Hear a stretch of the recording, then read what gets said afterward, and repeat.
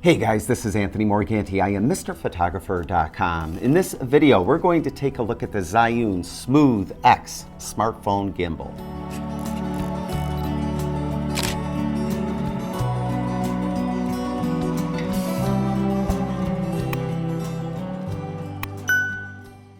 First of all, it comes in this nifty, small, kind of hard shell carrying case. And inside, you get the gimbal itself. And the gimbal is really small. It really, when folded up, fits in the palm of my hand. It also has a tripod and a charging cable. Now, when you unfold the gimbal, I think the first thing you'll notice is it's really light. It's 230 grams, which is not much more than most smartphones. It's made of high impact plastic, so if you drop it, it should survive. And it's got a unique feature that I don't think you see in gimbals today. It's telescoping. So you could telescope it out, and it's a selfie stick. So you don't have to hold your arm way out if you're trying to do some type of vlog in the field and you want the camera on you. You could use the telescoping feature of this gimbal in order to shoot those types of videos. Now I'm going to put my phone on it and we'll talk about some more of the features. One thing about this gimbal, it's only a 2-axis gimbal, so it only locks in the pan motion and a roll motion. It doesn't lock for tilt, and I think the reason for that is because it's telescoping and you could then tilt the head any way you want it. It doesn't need to really lock in that dimension. It will lock in the other two and allow you to point it at you or point it at your subject, and hopefully it will stay right on the subject. Now, it takes 6 hours to charge, and one charge lasts for 5.5 hours. All the controls are on the back, and there's a blue indicator light to tell you what mode you're in. And to go to the different modes, you simply hit the M button on the gimbal. Now right now you can see it's off-centered. To recenter it, hit the M button 3 times. And it recenters.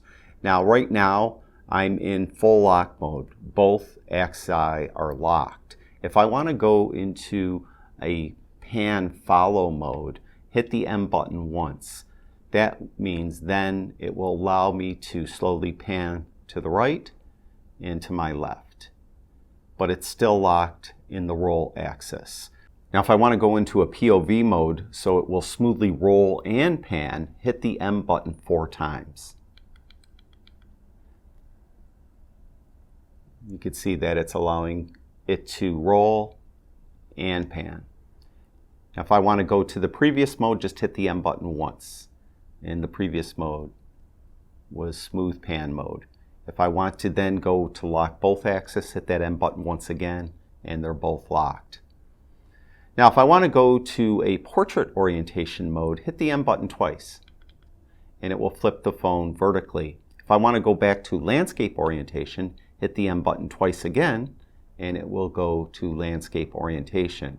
There's a little joystick on it, so you could use the joystick to pan and roll as needed. If I want to put the gimbal to sleep but not turn it off, long press the M button. And then it's sleeping. To reawaken it, long press the M button again and you'll wake it back up. Now it does have a power button on the side right here, so you could turn it off and on with this power button. It's flush to the case so you won't accidentally hit it.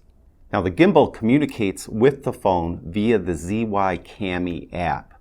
It's really simple to use. You just fire up the app, it will find the gimbal, connect to the gimbal, and then with it you could do various things. You could take regular photos with it, you could take regular video with it, you could take slow motion video with it, you could take time-lapse video with it, and you could take hyperlapse video with it.